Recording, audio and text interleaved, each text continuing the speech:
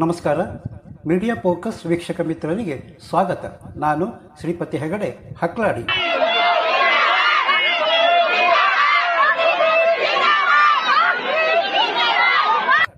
ಗೆಳೆಯರೆ, ಉಮ್ಮೀದ್ ಅಂದರೆ ವಕಫ್ ತಿದ್ದುಪಡಿ ಮಸೂದೆ. ಉಮ್ಮೀದಿಗೆ ಸಂಸತ್ ರಾಜ್ಯಸಭೆ ಸೈ ಎಂದಿದೆ.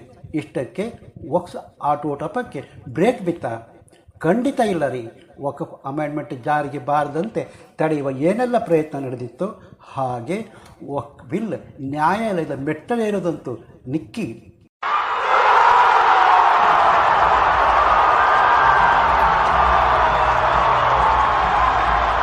ವಕಫ್ ಬಿಲ್ ವಿರುದ್ಧ ಹೋರಾಟ ಅಭಿಬಾಕಿ. ತಮಿಳುನಾಡು ಸರ್ಕಾರ ಸುಪ್ರೀಂ ಕೋರ್ಟ್ನಲ್ಲಿ ಪ್ರಶ್ನಿಸ್ತೇವೆ ಎಂದಿರುವುದು ಮುಸ್ಲಿಂ ಲೀಡರ್ಗೆ ಆನಬಲ ಕೊಟ್ಟಿದ್ದಂತೂ ಹೌದು. ದೇಶದಲ್ಲಿ ಹಿಂದೆ ಏನೆಲ್ಲ ಪ್ರತಿಭಟನೆ ನಡೀತಲ್ಲ, ಅದರ ಹಿಂದೆ ಜಾರ್ಜ್ ಸೊರೋಸ್ ಇದ್ದ. ಈಗ ಆತನ ಅಂಗಡಿ ಬಂದಾಗಿದೆ. ಹಿಡನ್ಬರ್ಗ್ ಆಟ ಮುಗಿಸಿದೆ. ಅದರ ಹಿಂದೆ ಬಿಡನ್ ಇದ್ದ. ಈಗ ಟ್ರಂಪ್ ಯುಗ.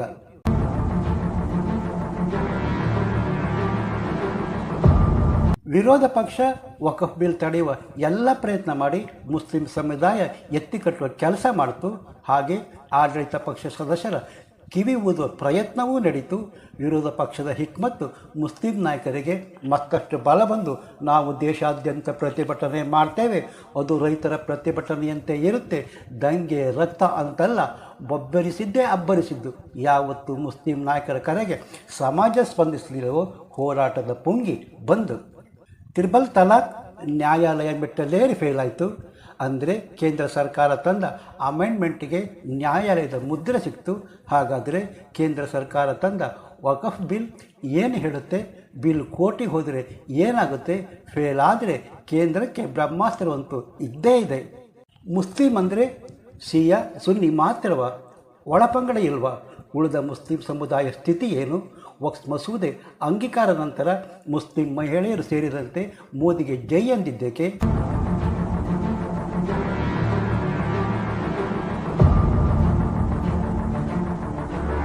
ಗೆಳೆಯರೇ, ವಕ್ಫ್ ತಿದ್ದುಪಡಿ ಮಸೂದೆ ಪಾಸ್ ಆಗಿದೆ. ಈ ಮಸೂದೆಯಿಂದ ಯಾರಿಗೆ ಲಾಭ, ಯಾರಿಗೆ ನಷ್ಟ? ಬಿಲ್ ಪಾಸ್ ಆದ ಪರಿಣಾಮ ದೇಶದ ರಾಜಕೀಯ, ಮುಸ್ಲಿಂ ಸಮುದಾಯ ಮತ್ತು ಇತರ ಧರ್ಮೀಯರ ಮೇಲೆ ಹೇಗೆ ಪರಿಣಾಮ ಬೀರುತ್ತೆ? ವಿಡಿಯೋದಲ್ಲಿ ಸಂಪೂರ್ಣ ಮಾಹಿತಿ ನೀಡಲಿದ್ದು, ಸ್ನೇಹಿತರೆ ವಿಡಿಯೋ ಕೊನೆ ತನಕ ನೋಡಿ. ವಕಫ್ ಎಂದರೆ ಇಸ್ಲಾಮಿಕ್ ಧಾರ್ಮಿಕ ಮತ್ತು ಕಲ್ಯಾಣ ಚಟುವಟಿಕೆಗೆ ಮೀಸಲು ಆಸ್ತಿ ನಿರ್ವಹಿಸಲು ವಕ್ಫ್ ಬೋರ್ಡ್. ಆದರೆ ಬೋರ್ಡ್ ಬಗ್ಗೆ ಹಲವು ವರ್ಷಗಳಿಂದ ಗಂಭೀರ ಆರೋಪ ಇತ್ತು. ಅದು ಭ್ರಷ್ಟಾಚಾರ, ಅನ್ಯಾಯ, ಆಸ್ತಿ ಕಬ್ಜಾ ಎಕ್ಸೆಟ್ರಾ. ಅಚ್ಚರಿಯನ್ನು ಗೊತ್ತಾ? ಮುಸ್ಲಿಂ ಮಹಿಳೆಯರು ಮೋದಿಜಿಗೆ ಜೈ ಎಂದಿದ್ದು. BJP ಅಲ್ಪಸಂಖ್ಯಾ ಮೋರ್ಚಾ ನೀಡಿದ ರಂಜಾನ್ ಕಿಟ್ ಮೋದಿ ವಿತರಿಸಿದ್ದಕ್ಕೆ ಅಚಾನಕ್ ಏನಾದರೂ ಮ್ಯಾಜಿಕ್ ನಡೀತಾ? ಹಳಿಯೇ ಇಲ್ಲದೆ ರೈಲು ಬಿಡೋರು ಹೇಳೋ ಹಾಗೆ BJP ಕಾಸು ಕೊಟ್ಟು ಕರೆ ತಂದರ? ಅಥವಾ RSS ಸ್ವಯಂ ಸೇವಕರು ಮುಸ್ಲಿಂ ಡ್ರೆಸ್ ಹಾಕಿಕೊಂಡು ಬಂದರ? ಆದರೆ ವಿಷಯ ಅದಲ್ಲ ರೀ. ಮೋದಿಗೆ ಜೈ ಅಂದ್ರಲ್ಲ, ಅವರ ಮುಸ್ಲಿಂ, ಆದರೆ ಪಂಗಡ ಬೇರೆ. ಅವರ ಆಸ್ತಿಯನ್ನು ವಕ್ಫ್ ಬಡಿದು ಬಾಯಿಗೆ ಹಾಕಿಕೊಂಡಿದೆ. ಮುಸ್ಲಿಮರಲ್ಲಿ ಶಿಯಾ ಸುನ್ನಿ ಅವರಡೇ ಅಲ್ಲ, ಸುಮಾರು 10ಕ್ಕಿಂತಲೂ ಹೆಚ್ಚು ಬೇರೆ ಬೇರೆ ಪಂಗಡ ಇದೆ. ಸುನ್ನಿಯಲ್ಲಿ ಹನಾಫಿ, ಶಫಿ, ಮಾಲಿಕಿ, ಹನಬಲಿ ಇತ್ಯಾದಿ. ಶಿಯಾದಲ್ಲಿ ತಲ್ವಾರ್ ಶಿಯಾ, ಇಸ್ಲಾಮಿ ಶಿಯಾ, ಜಯಾದಿ ಶಿಯಾ. ಇದರ ಹೊರತಾಗಿ ಇಬಾದಿಸಮ್, ಸೂಫಿಸಮ್ ಮತ್ತು ಇತರೆ ಪಂಗಡ. ಇವರಲ್ಲಿ ಪಂಕ್ತಿ ಭೇದ, ಅಸ್ಪೃಶ್ಯತೆ ಎಷ್ಟಿದೆ ಅಂದರೆ, ಒಂದು ಪಂಗಡದ ಖಾಲಿ ಜಾಗದಲ್ಲಿ ಇನ್ನೊಂದು ಪಂಗಡ ನಮಾಜ್ ಮಾಡಿದರೆ ಹೊಡೆದು ಕೊಲ್ಲುವಷ್ಟು. ಸಂಬಂಧ ಬೆಳೆಸೋದಿರಲಿ, ಒಟ್ಟಿಗೆ ಕೂತು ಊಟ ಮಾಡೋದು ದೂರದ ಮಾತು. ಒಂದು ಪಂಗಡದ ಆಹಾರ ಇನ್ನೊಂದು ಪಂಗಡ ತಿನ್ನಬಾರ್ದು ಅಂತಾನೆ ಆಹಾರದಲ್ಲಿ ಉಗುಳುವ ಪದ್ಧತಿ ಬಂತಂದೆ. ಊರಿಗೆ ಹೇಳೋದು ಆಚಾರ, ಮಾಡೋದು ಅನಾಚಾರ. ಪ್ರಬುದ್ಧಿಗಳು ಮುಸ್ಲಿಂ ನಂಬಿಕೆ, ಆಚಾರ ವಿಚಾರದ ಬಗ್ಗೆ ಏಕೆ ಮಾತನಾಡಲ್ಲ ಅಂದರೆ ಫತ್ವಾ ಭಯ. ಅದು ಹಿಂದೂಗಳಾದರೆ ನಾಲಿಗೆ ಉದ್ದಾಗುತ್ತೆ. ಸುನ್ನಿ ಮೇಲ್ವರ್ಗಕ್ಕೆ ಸೇರಿದ ಜನರ ಆಡಳಿತದಲ್ಲಿರುವ ವಕ್ಫ್ ಬೋರ್ಡ್ ಅದು ಹಿಂದೂ, ಕ್ರಿಶ್ಚಿಯನ್, ಬೌದ್ಧ, ಜೈನರ ಹೊರತಾಗಿ ತಮ್ಮದೇ ಇತರ ಮುಸ್ಲಿಂ ಸಮುದಾಯದ ಜಾಗ ನುಂಗಿ ನೀರು ಕುಡಿದಿದೆ. ಒಮ್ಮೆ ಅದು ತನ್ನ ಜಾಗ ಅಂತ ಜಸ್ಟ್ ಹೇಳಿದರೆ ಇತರೆ ಪಂಗಡದ ಬಡ ಮುಸ್ಲಿಮರು ಸೊಲ್ಲೆತ್ತದೆ ಭೂಮಿ ಬಿಡಬೇಕು ಅಂತ ಮಸೂದೆ ಕಾಂಗ್ರೆಸ್ ಪಾಸ್ ಮಾಡಿತ್ತು. ಮಸೂದೆ ತಿದ್ದುಪಡಿ ಕೇವಲ ಹಿಂದೂ ಕ್ರಿಶ್ಚಿಯನ್ಗಳಿಗಷ್ಟೇ ಅಲ್ಲ, ಇತರ ಬಡ ಮುಸ್ಲಿಂ ಪಂಗಡ ಬದುಕುದೆಯ ಬಡಜೀವವೇ ಅಂತಿದೆ.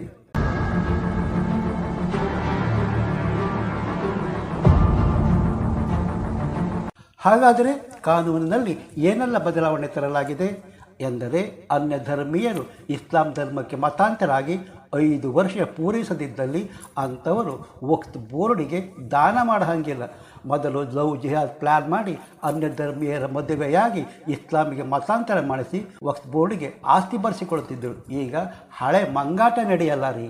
ವಕ್ಫ್ ಬೋರ್ಡ್ಗೆ ಸಂಪತ್ತು, ಜಮೀನು ದಾನ ಮಾಡುವ ದಾನಿ ಆಸ್ತಿ ಖರೀದಿಸಿ ಹೆಸರಿಗೆ ನೋಂದಣಿಯಾಗಿದ್ದರೆ ಮಾತ್ರ ದಾನ ಮಾಡಬಹುದು. ಅತ್ತೆ ಆಸ್ತಿ ಅಳಿಯ ದಾನ ಮಾಡಿದಂತೆ ಯಾರಿದ್ದೋ ಆಸ್ತಿ ಯಾರ್ಯಾರೋ ದಾನ ಮಾಡೋ ಹಾಗಿಲ್ಲ. ಹಿಂದೆ ನಡೀತಿದ್ದು ಇದೇ.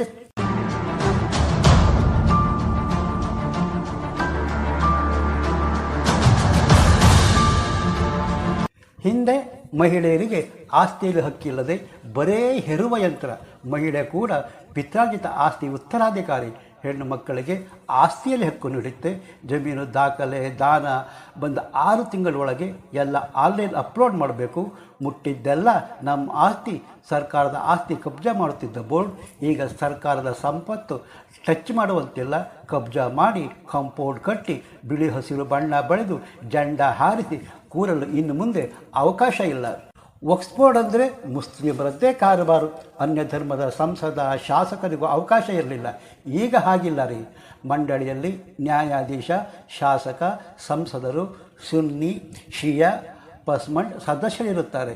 2 ಮಹಿಳಾ ಸದಸ್ಯರು, ಬೋರಾ ಮತ್ತು ಅಗಖಾನಿ ಸದಸ್ಯರು ಇರುತ್ತಾರೆ. ಹಿಂದೆ ಮುಸ್ಲಿಮರ, ಶಿಯಾ ಮತ್ತು ಸುನ್ನಿಗಳಿಗೆ ಪ್ರತ್ಯೇಕ ಬೋರ್ಡ್ ಇರಲಿಲ್ಲ. ಮೆಜಾರಿಟಿ ಸಂಪ್ರದಾಯವರೇ ಬಾಸ್. ಈಗ ಎಲ್ಲರಿಗೂ ಸಮಾನ ನ್ಯಾಯ ಹಕ್ಕು ಒದಗಿಸುತ್ತೆ. ಮುಟ್ಟಿದ್ದೆಲ್ಲ ನಮ್ಮದು ಎಂದು ವಕ್ಫ್ ಮಂಡಳಿ ಹೇಳಿಕೊಂಡು ಕಂಡ ಜಮೀನು ವಶ ಪಡೆದು ಪಹಣಿ ಇತರ ದಾಖಲೆ ಕಬ್ಜಾ ಮಾಡ್ತಿದ್ದರು. ಕೆಳ ನ್ಯಾಯಾಲಯ, ಕಂದಾಯ ನ್ಯಾಯಾಲಯದಲ್ಲಿ ಪ್ರಶ್ನೆ ಮಾಡುವ ಹಕ್ಕೇ ಇರಲಿಲ್ಲ. ಅವರ ಟ್ರಿಬ್ಯುನಲ್ ಏನು ಹೇಳುತ್ತದೆ ಅದು ಮರಣ ಶಾಸನ. 6 ತಿಂಗಳಲ್ಲಿ ಕೇವಲ ಹೈಕೋರ್ಟಿಗೆ ಅಪೀಲ್ ಹೋಗುವ ವ್ಯವಸ್ಥೆ ಇತ್ತು. ಈಗ ಕೈ ಇಟ್ಟ ಕೂಡಲೇ ನಮ್ಮದೇ ಆಸ್ತಿ ಅಂತ ವಕ್ಫ್ ಬೋರ್ಡ್ ಹೇಳೋ ಹಾಗಿಲ್ಲ. ತಕರಾರು, ವಿವಾದ, ಬಲವಂತದ ಕಬ್ಜಾ, ಅನ್ಯಾಯ ಆದವರು ಸಿವಿಲ್ ಕೋರ್ಟು, ಕಂದಾಯ ಕೋರ್ಟು, ಹೈಕೋರ್ಟಿಗೆ 3 ತಿಂಗಳಲ್ಲಿ ವಕ್ಫ್ ಟ್ರಿಬ್ಯುನಲ್ ವಿರುದ್ಧ ಅಪೀಲ್ ಹೋಗ್ಬೋದು.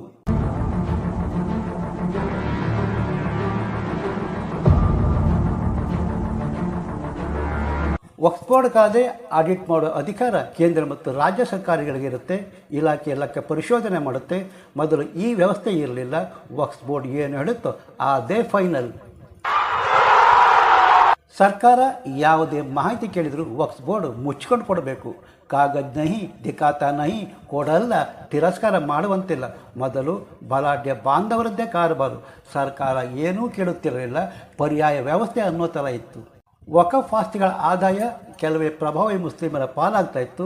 ವಕ್ಫ್ ಬೋರ್ಡ್ ಆದಾಯದಲ್ಲಿ ಹೆಣ್ಣು ಮಕ್ಕಳಿಗೆ, ಬಡ ಮಹಿಳೆಯರಿಗೆ, ವಿಚ್ಛೇದಿತ ಅಥವಾ ಅನಾಥ ಮಹಿಳೆ ಹೆಣ್ಣು ಮಕ್ಕಳಿಗೆ ಪಾಲು ಒದಗಿ ಎಲ್ಲರಿಗೂ ನ್ಯಾಯ ಒದಗಿಸುವ ಕೆಲಸ ಬಿಲ್ ಮಾಡುತ್ತೆ. ವಕ್ಫ್ ತಿದ್ದುಪಡಿ ಮಸೂದೆ ಒಂದು ಮಹತ್ವದ ಬದಲಾವಣೆ. ಇದರ ಪರಿಣಾಮ ಮುಸ್ಲಿಂ ಸಮುದಾಯ ಮಾತ್ರವಲ್ಲ, ದೇಶದ ರಾಜಕೀಯದ ಮೇಲೂ ಸಹ ಪರಿಣಾಮ ಬೀರುತ್ತೆ.